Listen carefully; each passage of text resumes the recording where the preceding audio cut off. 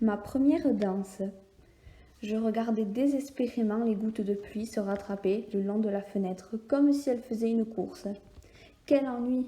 Pas un seul rayon de soleil pour marcher. Je n'avais vraiment rien à faire. Je décide alors de parcourir les différents albums photos qui étaient soigneusement rangés dans une armoire. J'ai commencé à les feuilleter doucement afin de me remémorer tous ces agréables souvenirs. Soudain, une photo tomba par terre. Je m'empresse de la ramasser pour l'observer. Je la pose soigneusement sur la table. Quelle surprise lorsque j'ai vu cette image! C'était comme une explosion de joie dans mon cœur. Je la pris dans mes mains, je m'assis sur une chaise et je me mis à me rappeler de ce souvenir entièrement. Cette photo avait été prise à l'Arro en mars 2013, pendant le jour de la mascarade. J'avais 7 ans et demi. À ce grand moment, c'était la première fois que je participais aux barricades. On passait de maison en maison et on dansait, chacun à son tour, sous les regards joyeux et admiratifs des villageois et des touristes. Je m'en rappelle encore comme si c'était hier.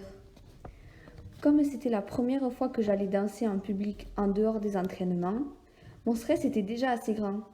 Il augmenta encore lorsque je n'avais pas pu me rendre à la grande répétition de la veille. C'est à cette répétition que l'on ajuste les vêtements de danse, que l'on répète nos points et tous nos pas de danse. Donc, j'étais tellement angoissée que j'avais peur d'arriver en retard le lendemain. Justement, le lendemain, je m'apprêtais à me rendre au trinquet pour me préparer avec mes amis. On était une dizaine d'enfants. L'anxiété me gagnait peu à peu en me rapprochant du trinquet. Comme tous les autres danseurs habités au village, j'avais peur qu'ils soient déjà là et que je sois terriblement en retard. Je m'approchais de la porte. Je dirige ma main vers la poignée. Je la saisis d'un coup sec, mais la porte était fermée à clé. Était-ce une blague ou étais-je réellement arrivée à l'avance? Bingo! J'étais arrivée une demi-heure à l'avance. J'ai dû attendre environ 30 minutes que tout le monde arrive pour pouvoir entrer. Mais au moins, le stress du retard était parti. On s'est donc changé dans les vestiaires avec l'aide des couturières qui ajustaient nos costumes. Problème! À cause du retard de la majorité des danseurs, nous avions également pris du retard sur les barricades. Nous devions nous dépêcher de nous changer dans les vestiaires avec l'aide des couturières qui retouchaient nos costumes. Chacun à notre tour, nous passions sous leurs doigts de fée qui resserraient nos robes, nos jupons, nos chemises et nos pantalons. En une dizaine de minutes, nos chères couturières avaient réussi à retoucher tous nos vêtements. Nous avions ensuite mis nos chaussons de danse et nous nous sommes dirigés dehors en courant. L'ambiance n'était littéralement plus la même qu'à notre arrivée. Des dizaines et des dizaines de voitures étaient garées autour du trinquet. Des touristes étaient aussi étonnés que nous de voir autant d'agitation. On entendait des pétards exploser au loin.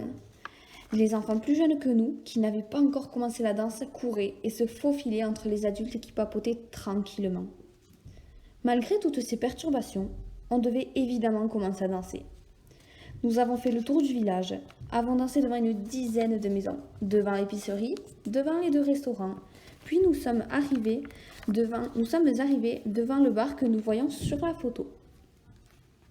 Les barricades étaient enfin terminées. Tant mieux, je n'en pouvais plus. Actuellement, je ne sais pas si je tiendrai un rythme aussi effréné. Comme on le voit sur l'image, on avait laissé la place aux plus grands. On les observait danser comme on observe un tour de magie, le plus attentivement possible.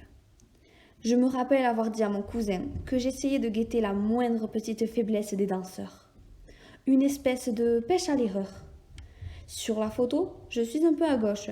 Je portais une robe rouge avec un jupon blanc qui s'arrêtait juste en dessous de mes genoux et des chaussons de danse blancs. J'étais coiffée d'un carré assez volumineux avec une frange. Je comprends maintenant pourquoi j'avais si chaud en dansant. Dans cette image, je ne suis évidemment pas seule. On voit des danseurs plus âgés qui portent des costumes différents, des pantalons noirs, des vestes rouges, des bérets rouges, des jupes rouges. On aperçoit aussi d'autres types de costumes. On peut voir que la photo est presque divisée en 2 parties. D'un côté, les spectateurs, de l'autre, une majorité de danseurs. En tout cas, bien que cela soit un spectacle assez joyeux et coloré, j'avais un air assez ennuyé sur ce cliché. Je me souviens que juste après que cette photographie ait été prise, nous avions mangé un peu dans l'un des restaurants du village. Se nourrir était la chose la plus importante après avoir fait un effort aussi intense. Après avoir suffisamment bien mangé, nous sommes sortis pour jouer un peu. Les couturières nous ont rappelés un par un pour desserrer nos costumes afin que l'on puisse se rhabiller. Les vestiaires sentaient la transpiration, on ne voulait sûrement pas passer notre vie là-dedans. Je peux vous dire que nous sommes sortis le plus rapidement possible. Enfin, on pouvait courir et jouer comme bon nous semblait, sans nous soucier de l'état de nos vêtements. Hélas, toute bonne chose a une fin. Et c'est sur cette journée positive que je suis rentrée chez moi, la tête pleine de bons moments. Je pose la photo sur la table. J'ai passé sans doute une demi-heure à contempler cette photo. Ou peut-être plus. Qu'importe. En tout cas, j'ai pu me rendre compte de l'importance de ce souvenir dans mon cœur. Il était gravé jusqu'à là et le restera pour toujours comme un soleil immortel. Un souk de souvenirs. Un jeudi soir, temps ensoleillé, je cherchais de manière très pressée une photo de moi petit, avec ou sans souvenir. Je faisais cela à la va-vite, car j'avais envie de profiter de cette fin d'après-midi de beau temps avec mon ami Mathias. Mais quand je la vis, je compris que le rendez-vous avec mon ami attendrait. Ces couleurs vives vinrent enflammer mes yeux et allumer le bourgeon de lumière qui devint instantanément un arbre gigantesque avec sur chacune de ses branches un nombre infini de souvenirs. Sur cette photo, je pouvais admirer un ciel bleu, avec au centre une personne que je vous ferai connaître durant mon aventure. Il était en train de me mettre une cagoule bleue pour une grande première. Bref, trêve de bavardage, je vous embarque avec moi et la vingtaine de personnes avec qui je suis partie pour mon premier grand voyage à l'étranger. Bus, avion et abracadabra l'Afrique. Bon, je vous arrête tout de suite. Devant moi, il n'y avait ni de désert, ni de paysages fantastiques que vous imaginez lorsque je vous parle d'Afrique, ou plus précisément du Maroc.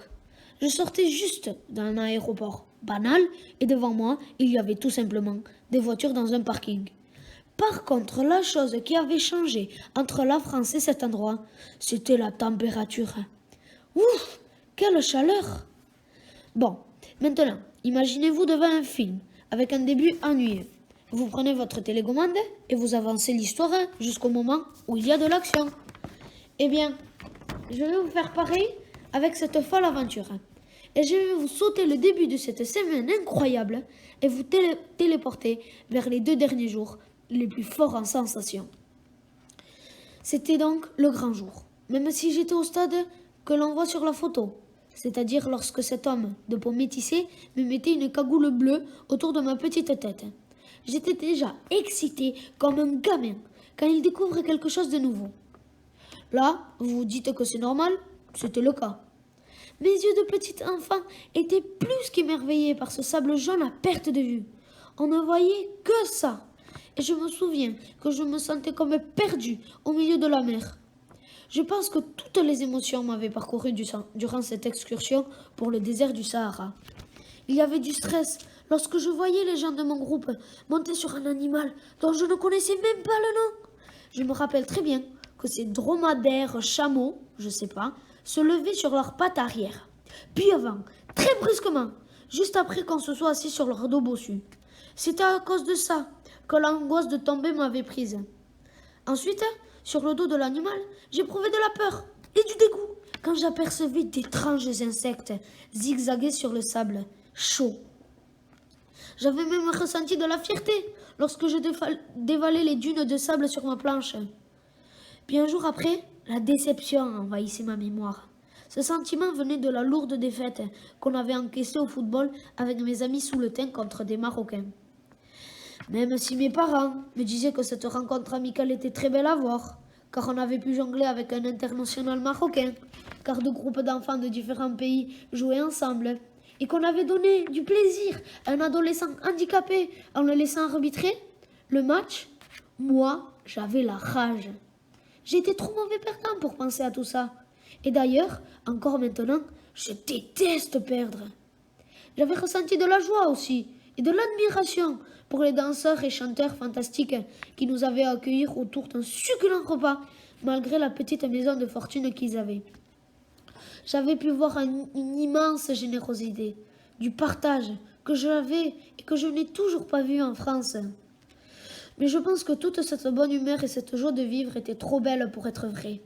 Il a fallu que cet handicap, que j'ai toujours aujourd'hui, vienne gâcher cette euphorie que je contemplais, que je louangeais. Je vous explique. Après le repas et quelques matchs de foot vient le goûter. Ce goûter qu'on attendait tant, et marocain et basque. J'étais loin, très loin, d'imaginer ce qui allait se passer. Quand j'y repense, le fait de s'être presque fait refuser dans l'aéroport pour le retour en France est moins grave que ce qui s'est passé. Je vous remets dans le contexte. Nous, avoir faim, goûter, manger. Voilà. On n'avait pas le temps d'admirer les petits chefs-d'œuvre culinaires qui allaient bientôt rentrer dans notre estomac, sinon on ne mangeait pas. Quand on suit vite qu'un prédateur qui bondit sur sa proie, les petits biscuits étaient déjà finis. Il y en avait de nombreuses sortes. Mais je ne savais pas que le dernier petit bijou que j'allais déguster était en vrai un monstre déguisé. C'est après avoir avalé ce petit bout monstrueux que les problèmes commencèrent à s'accumuler. En premier, mal de ventre et donc envie de vomir. Sauf que le bus pour nous ramener à l'endroit où on dormait venait seulement dans 1 heure. Donc après 1 heure d'attente et 1 heure de route, le premier des nombreux vomissements. Le soir, difficulté à dormir. Et un moment, le cri. Je vis horrifié sur mon ventre, sur mes jambes, sur mon corps tout entier, des boutons et des plaques aussi rouges que le soleil marocain. C'est à ce moment-là que la peur, que dis-je, l'effroi vint remplir mon esprit. Le regard crispé de ma mère que je n'avais jamais vu auparavant, les longs appels avec le docteur tardésien. Je me rappelle comme si c'était hier d'avoir eu peur pour ma vie. Et c'est là que Ahmed appela, comme un sauveur, son ami, qui était taxi, pour m'emmener à une pharmacie qui tenait un autre de ses amis. Non pas des urgences, une pharmacie. Mais bon, je précise qu'il était 5 heures du matin, dans un endroit perdu, avec les urgences les plus proches à 2 heures de route, et que Ahmed, que j'appelais aussi chinois, avait fait réveiller et venir ses amis en urgence pour moi. De plus, durant le cours du voyage qui nous a menés à la pharmacie, il arrivait à me faire rire en m'appelant chinois quand je parlais basque, alors que j'étais paniquée, incontrôlable, limite fou. Donc pour moi, c'était et c'est toujours un sauveur. Et c'était lui, un jour avant ce drame, si on peut appeler ça comme ça, qui me mettait le tchatch. C'était lui, l'homme métis qu'on voyait dans la photo. C'était lui qui, dans un jour, allait me secourir. Bon, le pire, c'est qu'arrivé à l'endroit où on allait me guérir, le pharmacien m'a dit de ne rien faire et que ça allait passer. Le comble, c'est qu'il avait eu raison, heureusement pour moi d'ailleurs. Bref, je vais m'arrêter là, car sinon vous êtes là pour un bon bout de temps. Donc si je résume, un souk de découverte, un souk d'émotion, un souk de sensations, un souk de bons moments et un peu de mauvais aussi. Mais aujourd'hui, un souk de souvenirs, aggravé pour toujours en moi. Ma péripétie espagnole. Je cherchais dans l'ordinateur une photo marquante demandée par les professeurs. Après 15 minutes, paf, la première photo. Celle de mon premier voyage. Et en réalité, 2 photos extraordinaires à mes yeux. Je vais vous raconter l'histoire de cette fabuleuse première fois en vacances. Après 7 longueurs de route, nous sommes enfin arrivés dans cette fabuleuse, merveilleuse et majestueuse ville, Cambridge. D'innombrables restaurants longeaient la mer Méditerranée que je découvrais stupéfait pour la première fois, accompagné de toute ma famille. Je me souviens encore de ces bons moments, mais il n'aurait pas imaginé qu'il y ait des péripéties du haut de mes 4 ans. À peine arrivé à l'hôtel, je me suis cogné la tête. Bam! C'est le bruit que ma tête a fait contre le poteau de l'hôtel. Je me souviens d'une dame qui a crié « Ah, Hijo !» Mais elle m'a gentiment soigné avec de l'huile d'olive. J'en ai encore mal. Non, plus sérieusement, revenons au vif du sujet. Cette journée-là, nous nous sommes simplement reposés. La route avait été longue, très longue. très très long. Le sentiment que j'éprouvais était mitigé par la fatigue et la nostalgie.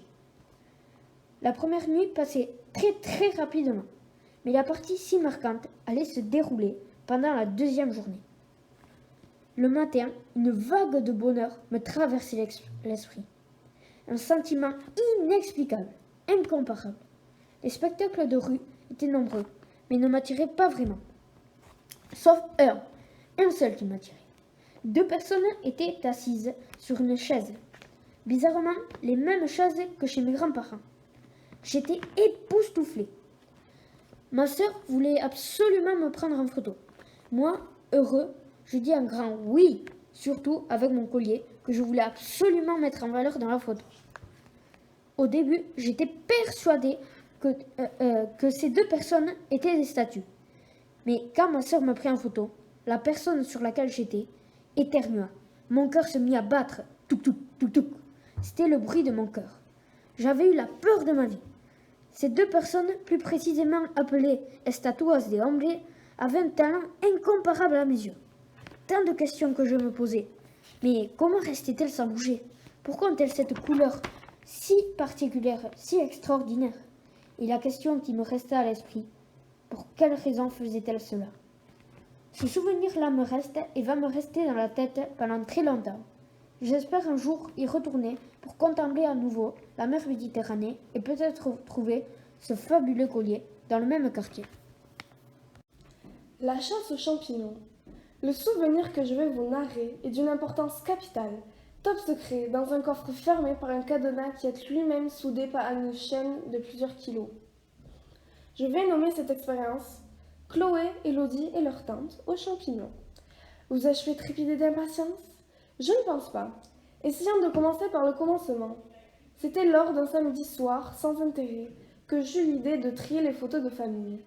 Je scrutais avec amusement les anciennes bouilles de ma sœur et moi, remarquant quelques traits changeants, replongeant dans les souvenirs les plus lointains, me faufilant entre un brin de rire, un paysage animé, une musique résonnant dans ma tête, une danse qui a rythmé mon enfance.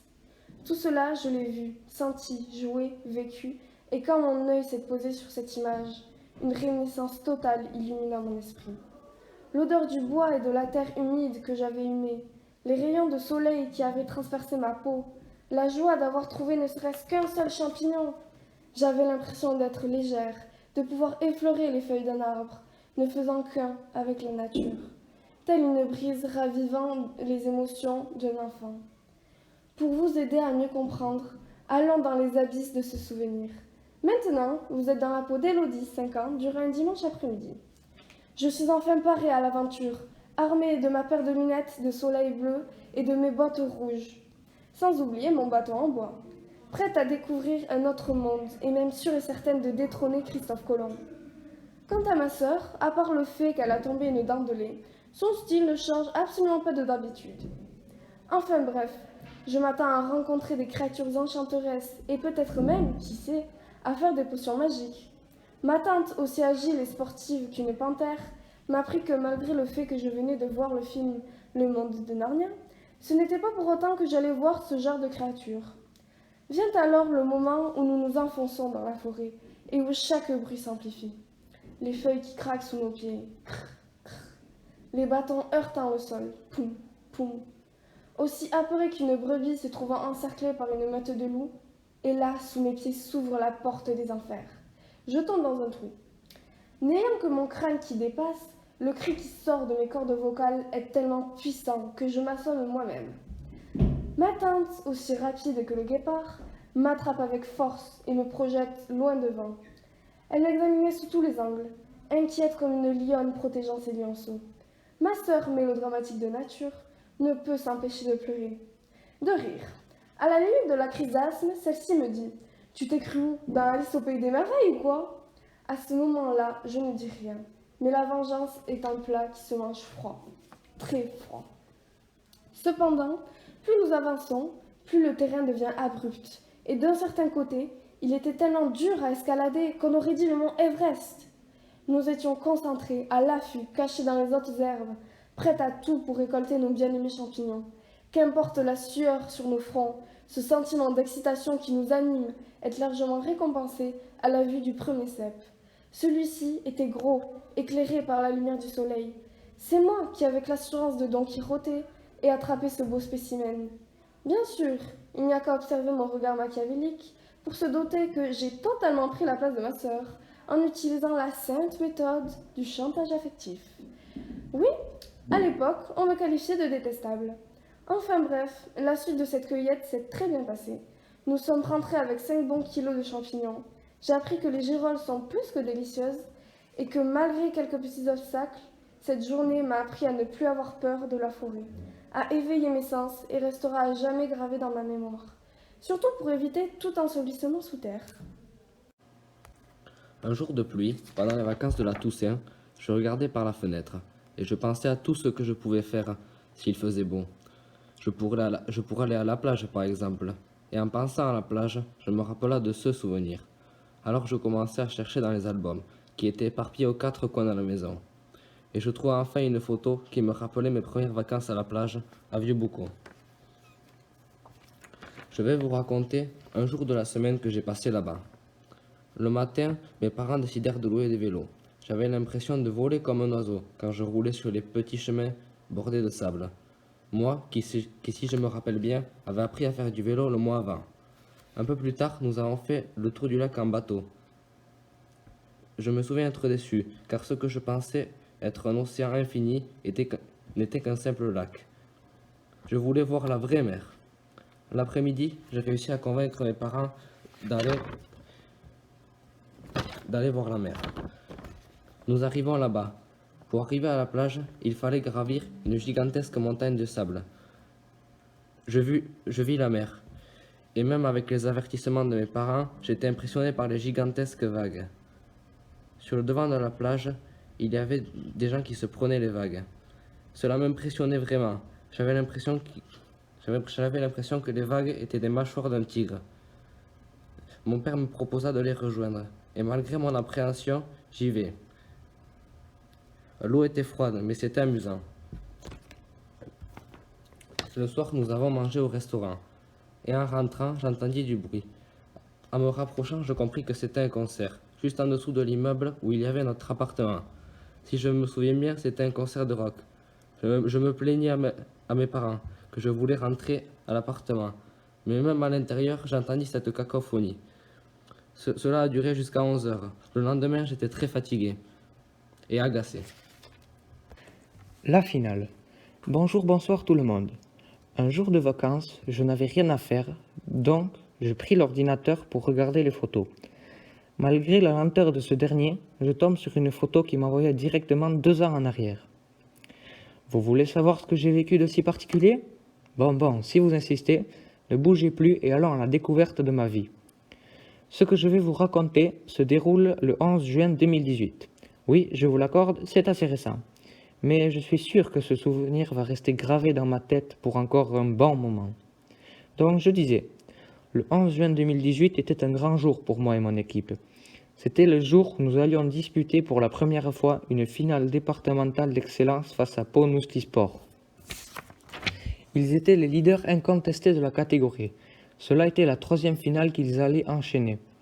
Mais peu importe, nous étions plus que déterminés à ressortir vainqueurs de cet affrontement.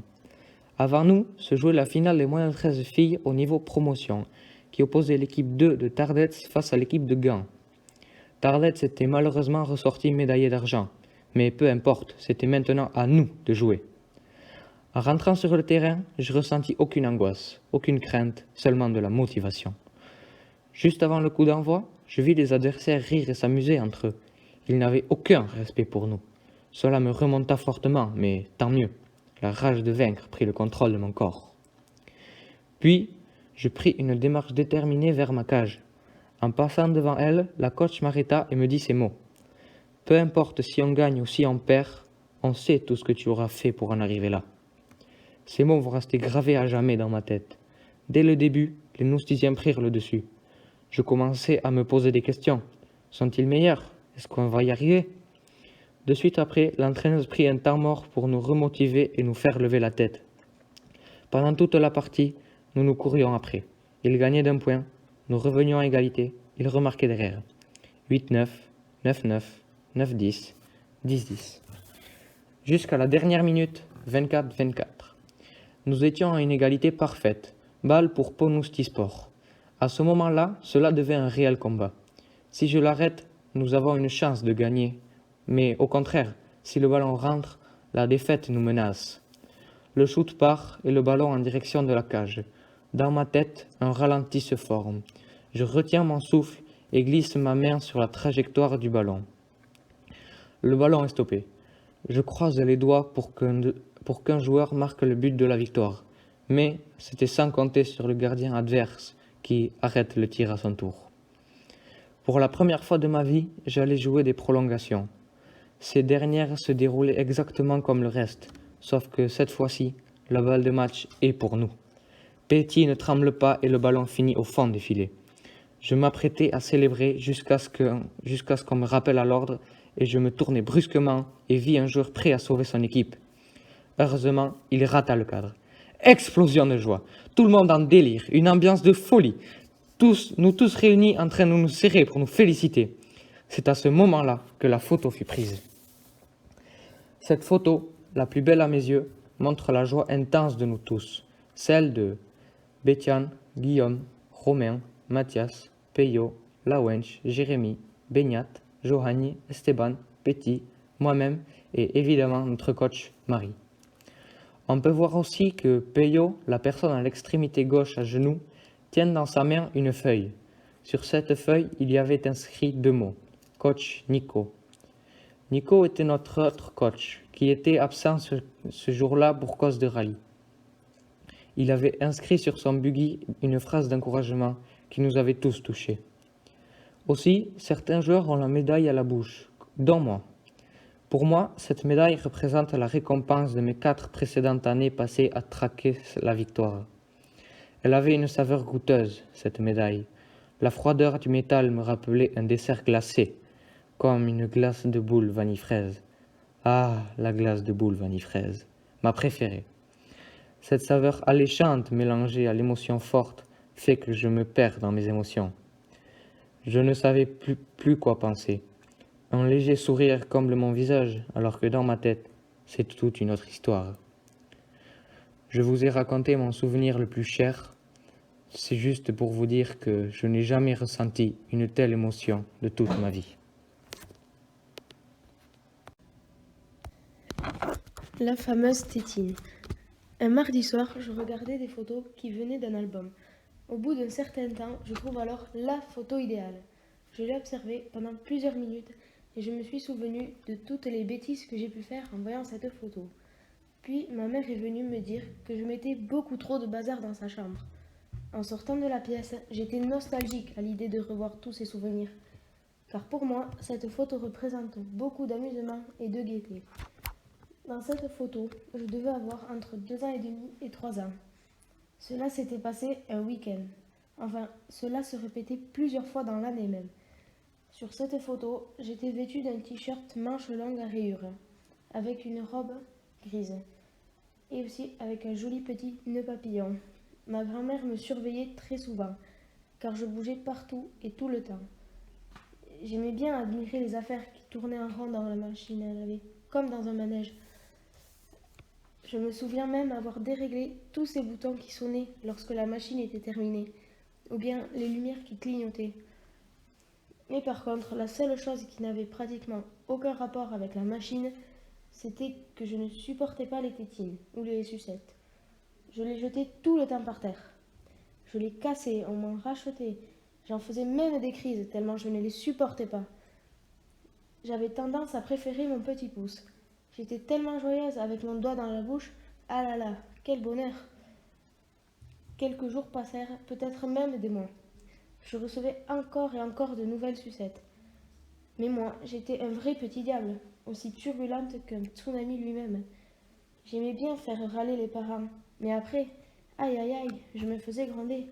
Sauf qu'un jour, j'eus la folle idée de jeter ma sucette à la machine à laver. Mais personne ne l'avait remarqué. Et j'avais rien dit. Pour moi, tout allait très bien. Je vivais ma vie à fond. Je m'amusais, comme d'habitude, quoi. Sauf que le moment de la lessive arriva, la machine à laver ne fonctionnait plus. Voici les battements de mon cœur avant que ma mère ne le remarque. Poum poum, poum poum, poum poum. Elle trouvait ça étrange, mais ne s'attendait surtout pas à ce que j'avais pu faire. Voici les battements de mon cœur après que ma mère ne l'ait remarqué. Poum poum, poum poum, poum poum. Les jours passèrent et la machine à laver ne fonctionnait plus du tout.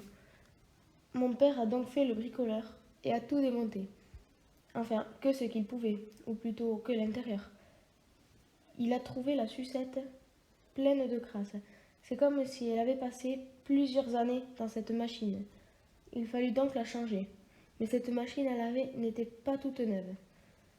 Depuis ce jour-là, ma mère ne m'achetait plus de sucettes. La morale est donc que j'eus un kyste au pouce vers l'âge de 6-7 ans et je suis devenue accro au vernis à ongles. Donc écoutez bien vos parents et mettez vos tutus. Chassé par un poisson. C'était un jeudi soir vers 21h. J'étais sur mon téléphone. Je m'ennuyais un peu comme tous les soirs. Je faisais défiler les photos et surtout celles de mes vacances.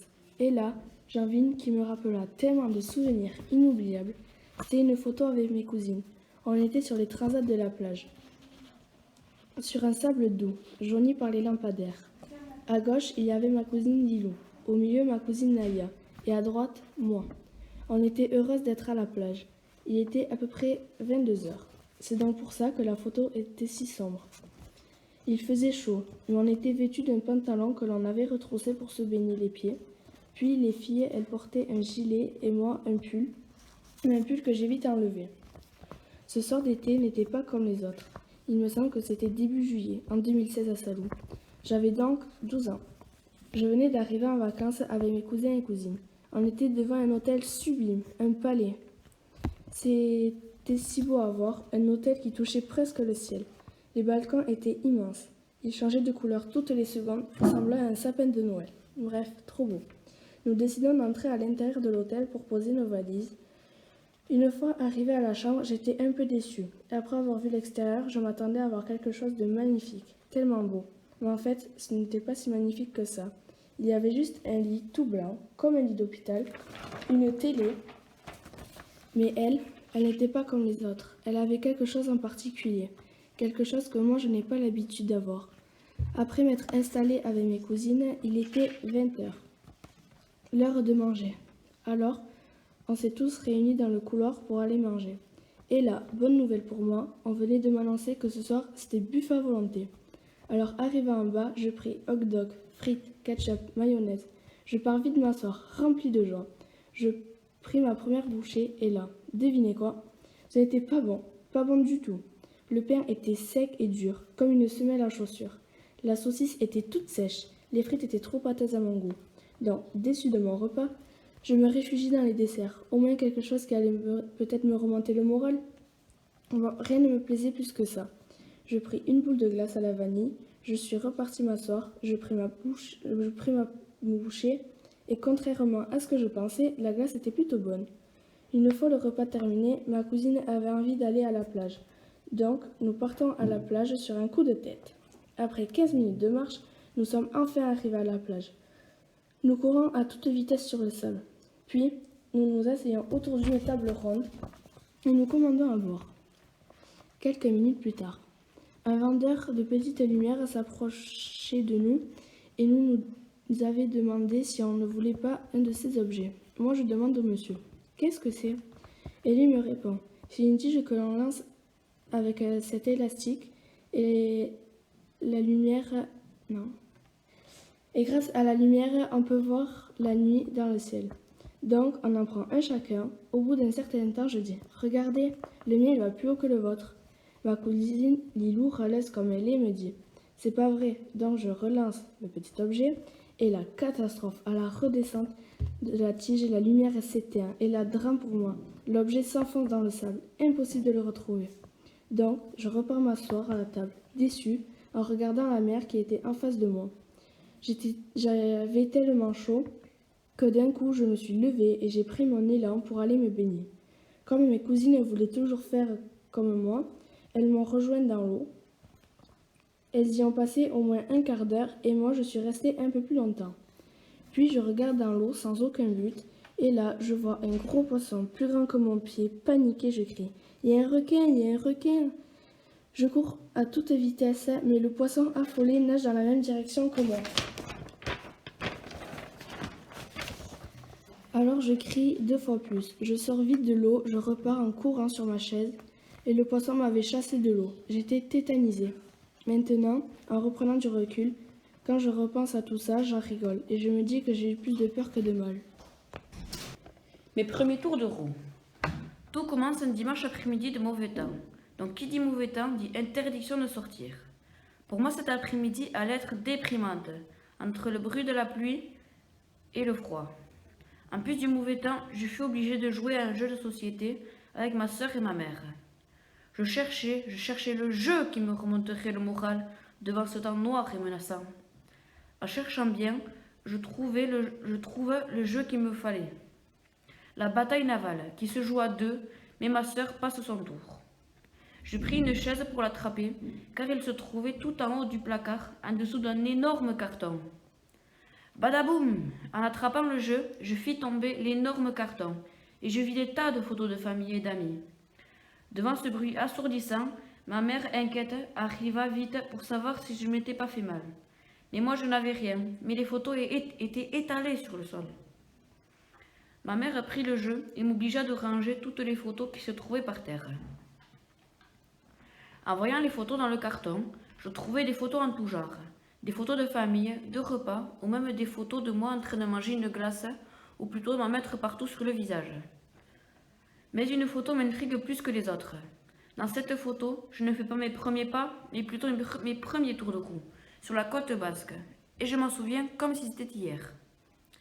C'était un 11 juillet, le jour de mon anniversaire, que je passais avec mes parents et ma sœur chez mes tatis à Saint-Jean-de-Luz.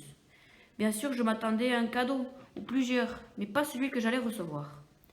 Mes tatis m'ont dit que j'aurais le cadeau après la sieste. Donc je pris vite mon déjeuner et me jeta dans mon lit pour faire un petit somme, mais l'excitation était trop forte. J'imaginais quel cadeau j'allais avoir, de quelle couleur.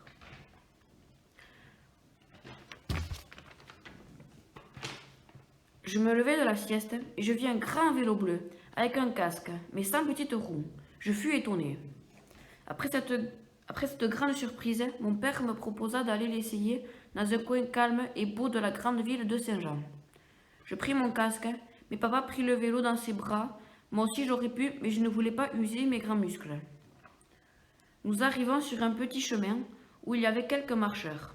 Je monte sur la selle, guidon en main, casque en tête et les lunettes de soleil sur le nez, car cette journée était très ensoleillée.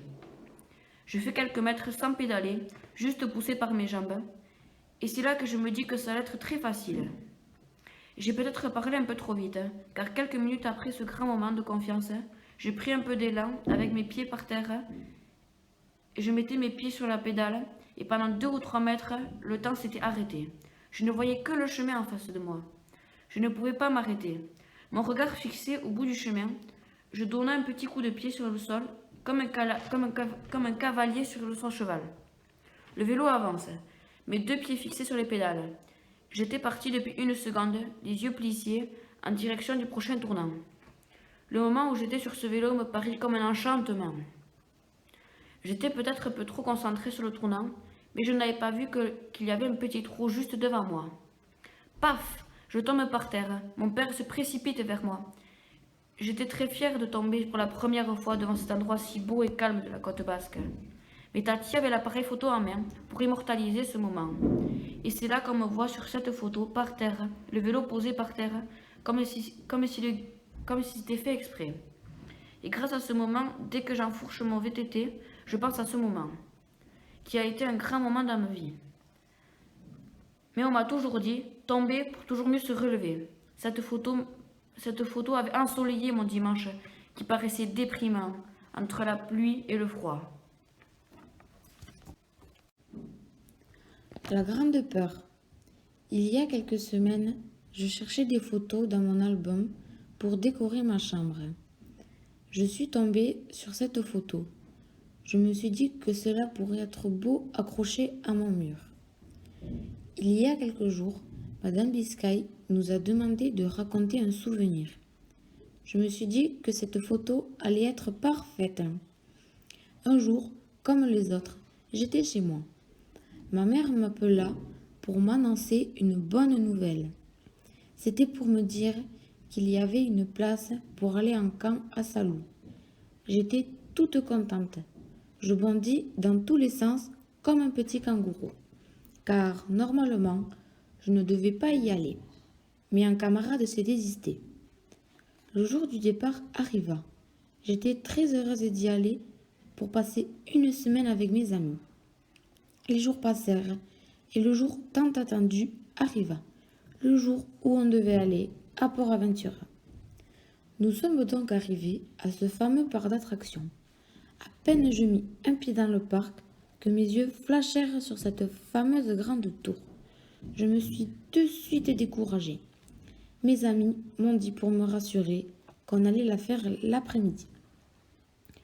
Nous sommes donc partis faire d'autres attractions, par exemple le Shambhala, le Dragon Khan et plein d'autres attractions. L'après-midi arriva donc. Nous nous dirigeâmes alors vers cette tour impressionnante par sa hauteur et raideur. Nous étions en train de faire la queue. Nous paniquions beaucoup. Nous étions plus stressés que jamais. Je n'ai jamais autant eu peur de ma vie, même pour des contrôles.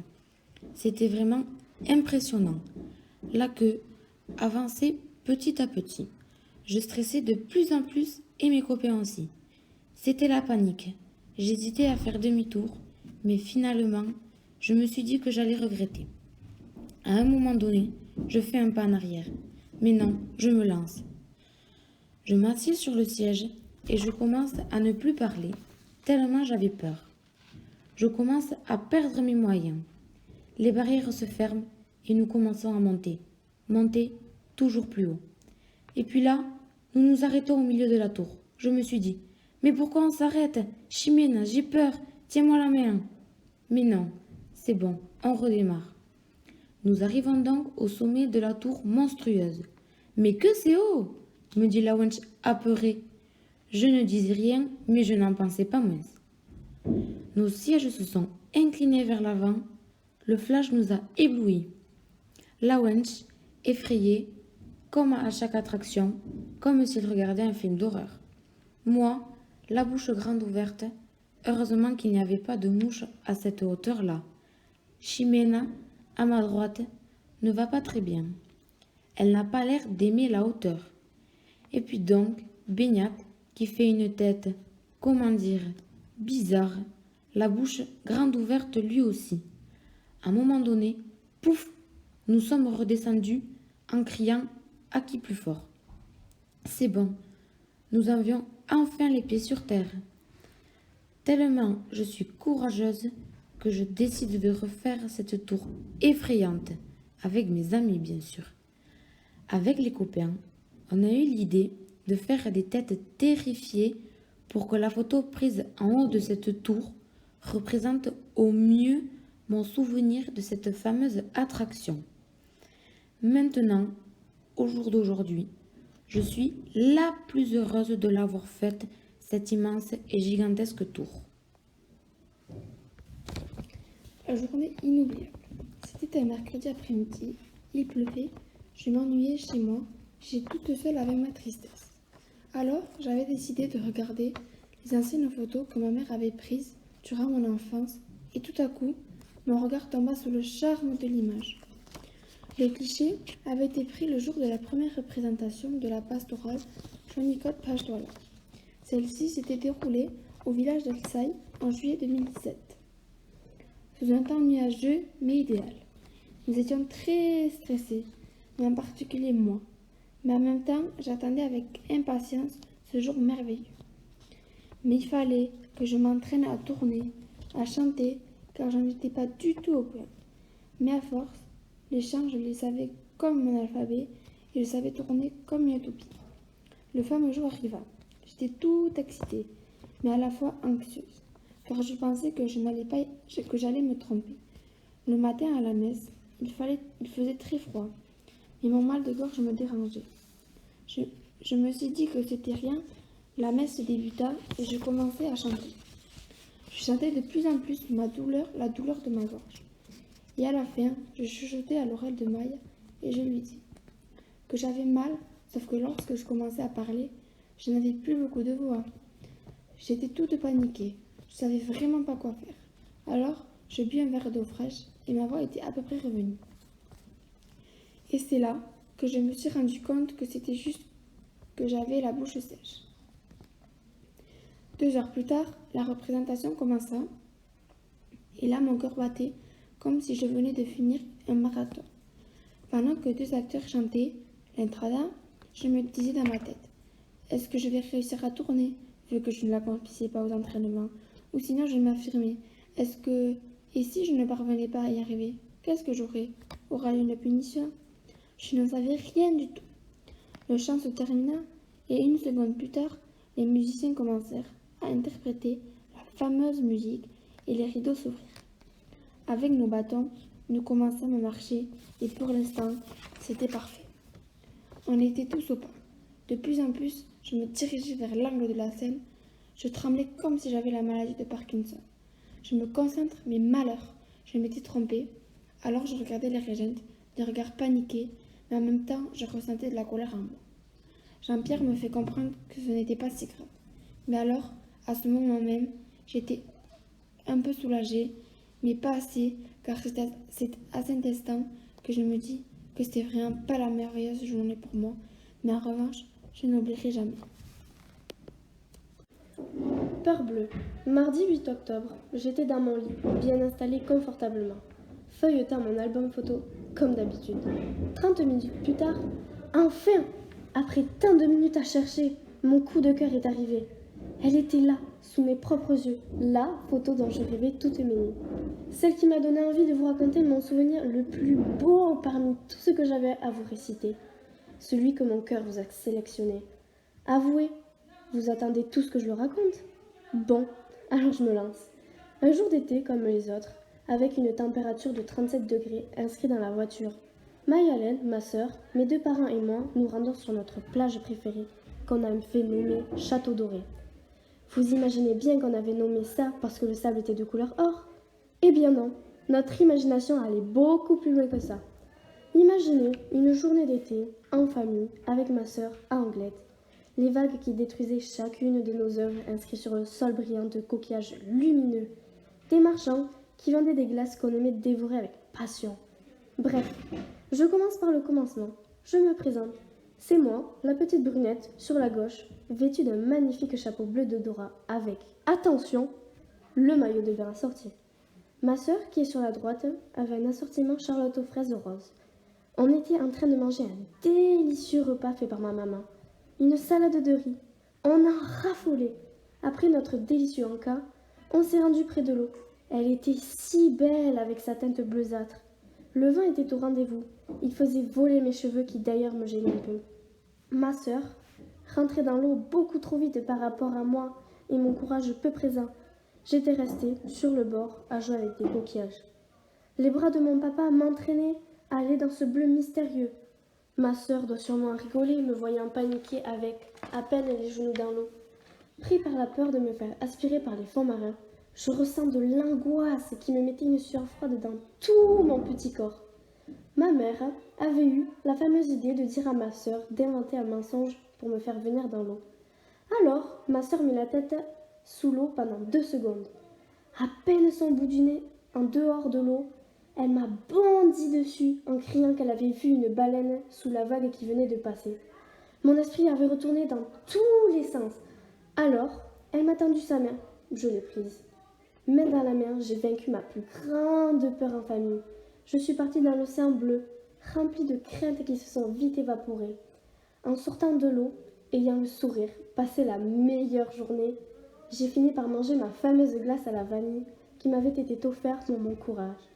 Maintenant, avec le recul, j'ai compris que l'eau n'avait pas que du négatif, me faufilant tel un poisson libre et gracieux dans la mer, avec dans chaque poussée de bras du courage et de l'envie de battre ma peur.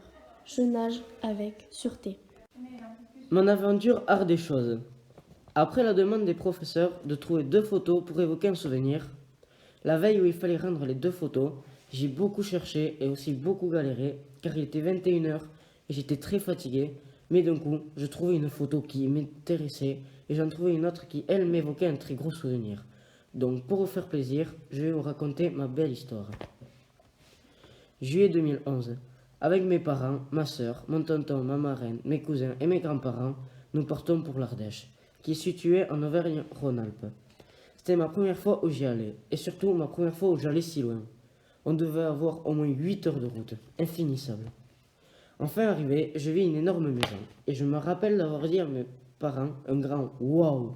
assez aigu du haut de mes 6 ans. Quand nous sommes rentrés à l'intérieur, la maison était gigantesque, et notre tati nous attendait. Dans la matinée, nous nous sommes rendus près d'un gave de couleur bleu ciel, une couleur que je n'oublierai jamais. À côté de ce magnifique gave, il y avait plein de rochers pour sauter. Avec mes cousins et mon père, nous avons sauté de 3 mètres. C'était ma première fois que je sautais d'un rocher, et la première fois que je sautais d'aussi haut. Une sensation incroyable. Bref, c'était trop bien. Ces vacances commençaient bien. En rentrant chez ma tati, il y avait énormément de papillons dans son jardin. On n'en avait jamais vu autant. On a voulu en attraper, mais il ne sait pas faire. C'est à ce moment-là que notre tati nous a donné une épuisette à chacun. La chasse aux papillons a commencé. Nous étions tous les 4, Anaïs, Charles, Jeanne et moi, très excités. On courait partout comme des petits enfants. On en a attrapé beaucoup et on les a mis dans des boîtes, puis on les a relâchés dans le grand bureau de la maison. Sauf qu'il y en a quelques-uns qui étaient blessés. Du coup, ma soeur en a aidé un qui faisait que la coller et un aussi du coup. On le surnomma Orange, car il était de couleur orange. Il ne faisait que se poser sur notre main. C'était notre papillon de compagnie. C'est bizarre à dire, mais c'est la vérité. On peut le voir sur l'index de ma photo. On était trop contents. Ma mère m'appela, donc j'allais vers elle, et dans sa main, il y avait un appareil photo. Moi qui étais avec 2 papillons sur ma main droite, ma mère me dit « Allez Mathias, on va prendre une photo !» Moi qui détestais prendre des photos, mais là, les 2 papillons sur ma main, il fallait garder un souvenir. Donc je dis un grand oui. Sur cette photo, on voit la paume de ma main, comme si j'allais offrir un cadeau. Un t-shirt rouge avec un palmier dessiné qui me rappelle les vacances. Une casquette bleue que j'ai encore, mais je ne l'utilise plus car elle est un peu trop petite. Mais je la garde comme souvenir car je l'ai achetée là-bas. Au loin, on voit ma grand-mère qui elle aussi regardait la photo. Le soir, ma marraine avait monté la tente dans le jardin pour que les cousins dorment ensemble. Ce ne fut pas une réussite. Vers minuit, Charles et moi décidions de quitter la tente car nous n'arrivions pas à dormir. Anaïs nous a suivis car elle non plus n'arrivait pas à dormir. Seule Jeanne est restée, mais quand elle s'est réveillée, elle avait de la fièvre. Et elle nous a refilé son virus à chacun notre tour. Nous sommes allés voir Orange dans le bureau, nous l'avons ramené dans la chambre et nous discutions de ce que nous allions faire aujourd'hui. Quand tout à coup, Jeanne est arrivée en courant et s'essaya brusquement sur le papillon. Nous avons tous crié très fort « Jeanne, attention au papillon !» Jeanne se leva très vite, mais le papillon était déjà écrasé. Nous étions tous dépités. Du coup, nous avons enterré le papillon dans le jardin. Une chose que je ne ferai pas maintenant. Tout le reste des vacances, nous ne manquions pas de rappeler à Jeanne ce qu'elle avait fait. Elle était très triste et ne faisait qu'en pleurer, et ça me fait encore rigoler. Après la tristesse de la mort du papillon, nous décidions de partir, car les 7 jours étaient déjà finis. C'est passé d'une vitesse incroyable. J'étais très dégoûté de partir, mais c'est comme ça. Mais l'aventure avec mes cousins n'était pas finie, car on allait se rejoindre à Saint-Jean-de-Luz chez mes grands-parents pour de nouvelles aventures. Séjour sur le Balkan. Il y a quelques jours, j'ai cherché une photo de Marie pour son anniversaire. Assise par terre, je feuilletais les images de mon album photo. Un vrai bonheur de voir mon frère qui faisait toujours la tête sur les photos. Après avoir regardé 3 albums, je vis les photos de mes vacances à Salou en 2013, avec mes parents et mon frère. Je revoyais les images des plages à perte de vue, des beaux palmiers qui longent le sable fin, des vendeurs de glace. Je vis la photo, une vraie perle rare. Mon frère ne fait pas la tête sur cette photo. C'est exceptionnel. Malgré ma coiffure ridicule d'enfant modèle, vous pouvez constater que je possédais déjà mon air malicieux, avec mon petit sourire en coin. Mais mon frère, quant à lui, s'efforce de ne pas se cacher sous la table et accepte d'être sur la photo contre quelques pistaches. Puis, en regardant mieux la photo, les souvenirs me reviennent. Sur la photo, nous ne savions pas encore ce qui nous attendait. Je vais vous raconter l'histoire de cet apéro sur le balcon qui tourne mal. j'étais tranquillement installée sur le balcon avec mon père et mon frère. Je mangeais des petits biscuits. J'en profitais pour nourrir les oiseaux qui se baladaient. Comme à son habitude, ma mère s'activait dans tous les sens pour nous apporter les derniers préparatifs. Quand soudain, machinalement, elle claqua la porte de la baie vitrée. Malheur! Nous étions tous coincés sur le balcon. Impossible alors de rouvrir la porte de l'extérieur. Comment allions-nous nous sortir de ce pétrin? La bêtise était faite. Maintenant, il fallait trouver une solution. Passer la nuit ici? Appeler les pompiers et descendre à la grande échelle? Pour ma part, je n'étais pas inquiète. J'avais de quoi manger et boire. L'odeur du bon saucisson m'aidait à relativiser. Je voyais ma mère en panique. Je l'entends encore appeler du secours. Elle espérait interpeller les voisins du balcon d'en face. « Monsieur, monsieur, s'il vous plaît, youhou !» Eux étaient très certainement espagnols. Ils ne réagissèrent pas. Moi, je faisais plutôt confiance à mon père, qui lui a toujours la solution. Je n'avais pas peur. Comment faire? Nous avions peut-être une solution. Il y avait une chambre dans notre appartement qui donnait aussi sur ce même balcon. Le store y était complètement fermé. Mon père, à bout de bras, réussit à le lever de quelques centimètres. Ouf! Premier soulagement. Il fallait espérer que la baie vitrée de derrière soit restée ouverte. C'était bien le cas. Il m'a donc engagé à passer sous l'étroit passage du store, afin de rentrer dans la chambre et de nous sauver en ouvrant le store. Quel soulagement! Nous en sommes sortis indemnes, et sans avoir eu à appeler les pompiers ni les voisins, et sans dégâts. Je peux vous dire que je l'ai apprécié cet apéro après cette péripétie. Il n'avait plus le même goût. Ce séjour fut très agréable, avec de bons souvenirs de Port Aventura, des plages et des bonnes glaces à l'italienne. Mais à chaque fois que je repense à ces vacances, c'est l'anecdote de cet apéro sur le balcon qui revient. Avec du recul, je trouve cette scène plutôt drôle. La morale de cette aventure, restez positif, il y a toujours une solution. Je regardais l'album photo avec mes parents quand soudain je tombais sur la photo. Au début, mes souvenirs étaient vastes, mais petit à petit, mes souvenirs revinrent. Je me souviens qu'un matin, mes parents m'avaient levé assez tôt, enfin comme tous les matins. Je ne me souviens plus trop de quel jour c'était, mais je sais que c'était un samedi ou un dimanche. Nous avions pris la voiture et je ne savais pas là où j'allais. C'était une route que je n'avais jamais prise, quand soudain j'arrivais. Il y avait une affiche avec un ours et tout plein d'animaux que je ne connaissais pas. J'étais tout excitée, je savais que j'allais au zoo. Je n'avais jamais été, j'étais comme un lion en cage. Mais quand je passais à l'entrée du zoo, je sortis enfin de la cage. J'étais libre. Premièrement, j'ai été voir une chèvre. C'est pour ça que j'ai choisi cette photo, car elle reflète le premier animal que j'ai vu au zoo. Sur la photo, nous pouvons distinguer moi, vêtu d'un chapeau, d'un short et d'un manche courte. Ensuite, nous voyons mon père qui me tient en cas de chute. Je me souviens que mon père me dit « Attention, elle risque de te manger le doigt !» et j'eus terriblement peur. Aujourd'hui, je me sens un peu naïf, car une chèvre ne peut pas manger un doigt, mais le mordre. Au début, je pensais que l'animal qui me fixait était un zèbre. Mais en fin de compte, c'était une chèvre, moins impressionnant. Dans cette journée riche en émotions, j'ai vu tout plein d'autres animaux. J'ai vu un ours, il m'avait même gravé sa patte sur une sorte de patte. Des loups qui faisaient une chorale très jolie. Je n'avais jamais entendu un loup hurler. J'avais aussi un peu peur. Me sentent-ils? Vais-je être leur repas, leur goûter? Mais aucune de ces réponses était cela. C'était juste leur habitude, dans leur gène. Pour finir la journée, au zoo, j'avais donné à manger à des oiseaux. Il suffisait juste de leur lancer des graines à travers un grillage. Mais je prenais ce rôle très à cœur. Je me disais que si je ne leur donnais pas correctement à manger, le directeur du zoo allait me faire sortir de cet endroit magique. J'étais le garçon le plus content du monde. C'étaient des souvenirs assez banals, mais dont je m'en rappellerai pour longtemps. Je voulais rester habité là, pour toujours, mais je savais qu'il fallait que je rentre. Donc, je partis, plein de souvenirs en tête. À ce jour, je n'ai plus été à ce zoo, En revanche, j'ai déjà été dans un autre zoo. Mais celui-ci ne m'a pas fait revivre ce premier moment au zoo. Mais j'espère y repartir un jour pour me rappeler de ce parc magnifique qui m'a donné ce souvenir si précieux. La calanque de Sorgnon. Il y a quelques semaines, alors que la rentrée approchait, ma mère m'a demandé de mettre un peu d'ordre dans ma chambre.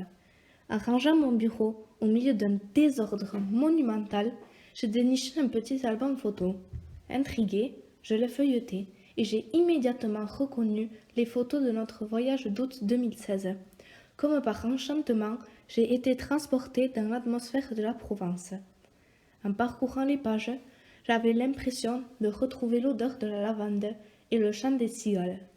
Une photo particulière a attiré mon attention et une vague de souvenirs m'a submergée. J'ai ressenti les mêmes émotions que lorsque j'avais 10 ans. C'était comme un retour en arrière. Un matin, mes parents ont décidé de nous amener découvrir la calanque de Sorgnon. Avec mes sœurs, nous étions excités comme des puces car nous allions pouvoir nous baigner. Après 1 heure de route, nous voilà sur le parking. Mais à mon grand désespoir, je ne distinguais pas la mer. Je ne voyais que des montagnes. Katine a demandé « Elle est où la mer ?» Nous avons appris que nous devions marcher pour arriver à la plage et qu'une calanque ça se méritait. Malgré notre petite déception, nous avons démarré notre balade en chantonnant. J'étais impatiente de pouvoir sauter à l'eau. C'est pourquoi nous marchions à vive allure. Plus vite nous serions arrivés, plus vite nous pourrions nous baigner. Mais rapidement, la balade s'est transformée en excursion, en randonnée. La montée était rude. Nous avons ralenti la cadence car la chaleur accablante nous donnait l'impression d'être en plein désert. Katine, alors âgée de 9 ans, ne cessait de râler. « J'ai chaud, je veux boire, j'ai mal aux jambes. » Elle était écarlate et transpirait à grosses gouttes sous sa casquette. Idoya, avec ses jambes fluettes, tel un petit bouquetin, n'avait aucun mal à gravir les pentes malgré ses 6 ans. C'était la plus petite et c'était celle qui se plaignait le moins. Aujourd'hui encore, c'est la plus énergique. Moi aussi, j'étais fatiguée d'avoir marché si vite, mais il me tardait de me rafraîchir et de nager comme un dauphin. Avant d'entamer la descente, nous nous sommes autorisés une pause. Nous nous sommes protégés du soleil en nous abritant sous un arbre. De délicieuses barres de céréales et de l'eau bien fraîche nous ont apporté l'énergie nécessaire pour poursuivre notre expédition. Nos parents nous ont encouragés avant de reprendre la marche. « Allez, un peu de courage, nous avons fait le plus dur. Vous verrez, le sacrifice en vaut vraiment la peine. Vous serez subjugués par la beauté des lieux. » Après une heure de marche qui me paraît interminable, nous apercevons la magnifique calanque de Sorgnon. Toute la famille est émerveillée devant ce décor à couper le souffle. Jamais je n'aurais imaginé voir une eau aussi turquoise. Les petits cabanons de pêcheurs se confondent avec les rochers. Ils ne se distinguent que par les couleurs vives de leurs volets. À leurs pieds, de petites barques de pêcheurs se balancent au gré des vagues. Que la vie semble paisible dans ce coin de paradis. J'aimerais pouvoir y vivre. Un arbre nous tend ses bras en guise de bienvenue. Nous grimpons sur ses branches pour une petite photo souvenir afin d'immortaliser ce moment. Nous avons rejoint tranquillement la plage, mais lorsque nous sommes enfin arrivés, le sable, fin et doré, nous brûlait les pieds. Nous nous sommes dépêchés d'enfiler nos maillots de bain lorsque Idoya s'est écrié « Le dernier à l'eau est une poule mouillée !» et toute la famille s'est jetée à l'eau sous des éclats de rire. Qu'il faisait bon se rafraîchir après cette longue randonnée. Nous en avons très vite oublié les efforts que nous avons dû fournir pour y parvenir. Quel plaisir, quel bonheur de se retrouver dans ce lieu d'une telle beauté à quelques minutes du centre-ville de Marseille. L'eau était si limpide que nous distinguions de nombreux petits poissons. Mais malheureusement, nous n'avons pas pu profiter pleinement de l'eau, car des bêtes indésirables nous ont vite rappelé que nous envahissions leur territoire. En effet, tout à coup, un petit garçon s'est écrié « Attention, des méduses !» Telle une fusée, j'ai pris mes jambes à mon cou, car j'étais effrayée, terrorisée, et je suis sortie au plus vite de l'eau. Katine aura sans doute battu son record de sprint sur un 100 mètres. Les deux enfants, quant à eux, n'avaient pas l'air d'avoir peur. Intrigués, nous nous sommes rapprochés un peu d'eux. Ils pêchaient les méduses en les soulevant par la tête, aussi appelées surface aborale, et les déposaient délicatement dans un seau d'eau plein d'eau de mer. Katine, Idoya et moi étions époustouflés par leur technique, mais nous n'étions pas très rassurés et restions un peu à distance. Plus tard, lorsque les parents nous ont demandé de les rejoindre, Idoya s'est exclamé. Les enfants ont pêché des médusines en les prenant par leurs champignons. Ce fut le fou rire général. Jamais je n'oublierai ce moment.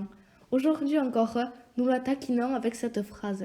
Cette belle journée, riche en émotions, s'est terminée par une multitude de prises de vue de cet endroit paradisiaque. Le troisième. Ce dimanche, en feuilletant les photos que j'avais trouvées, je la vis. Une photo que même hier soir, je n'avais pas vue. La photo prise l'année dernière, lors de la remise des médailles du tournoi de hand. Cette fameuse photo qui me fit rappeler de fabuleux souvenirs de ce jour fantastique et fabuleux. En route vers l'aventure. Ce jour-là était un jour de printemps. Il faisait froid. Le temps de s'habiller, de boire le déjeuner et de lire, je partis en bus. J'arrivais vers 8h25 en bus, en pleine arrivée des autres élèves qui prenaient les autres bus d'Alsaï, Lacari, etc. Arrivés en même temps, on eut le temps d'aller à la récré. 30 minutes plus tard, ça sonne. Nous, les quatrièmes, avions cours de maths, mais ça ne m'intéressait pas, car le prof n'étant pas très sympa, je n'avais pas très envie d'aller en cours. Mais obligé, résultat, 1 heure de maths. À partir de là, c'était très bien. Français, ensuite une récré, ensuite la techno, espagnol. Le temps d'un bon repas qui est suivi d'une récré de 30 minutes où j'ai joué au ping-pong pendant 5 minutes. Ils ont eu les pions.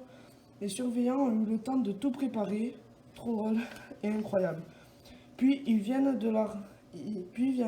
de la remise des médailles. Le directeur appela les premiers, l'équipe de petits. C'est sûr car ils étaient très forts.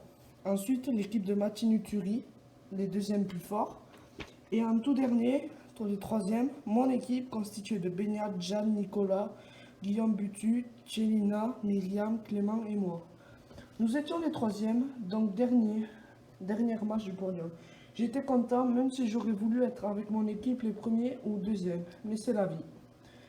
Cette expérience était un concentré de folie, d'aventure, d'excitation, car tout le monde aurait eu envie d'aller sur le podium ou d'être affiché sur cette photo du journal La République des Pyrénées.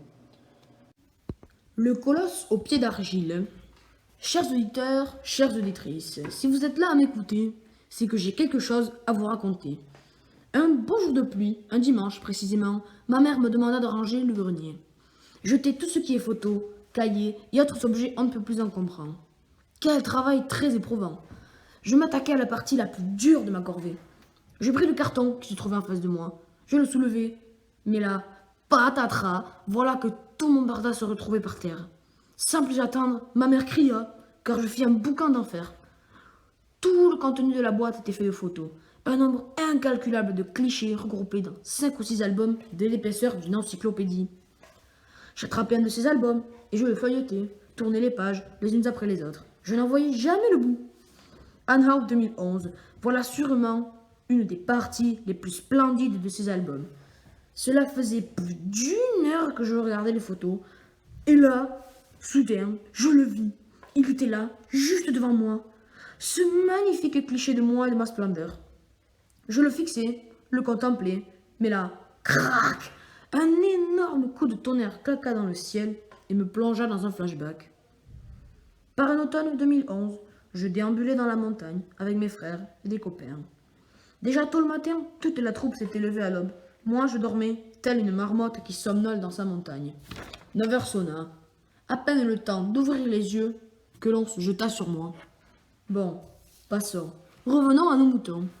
Ma mère annonça le programme de la journée. Nous voilà partis pour une après-midi mouvementée. Nous étions au beau milieu de la montagne, à la frontière avec l'Espagne. Tout le monde était fatigué par l'ascension que nous venions d'accomplir.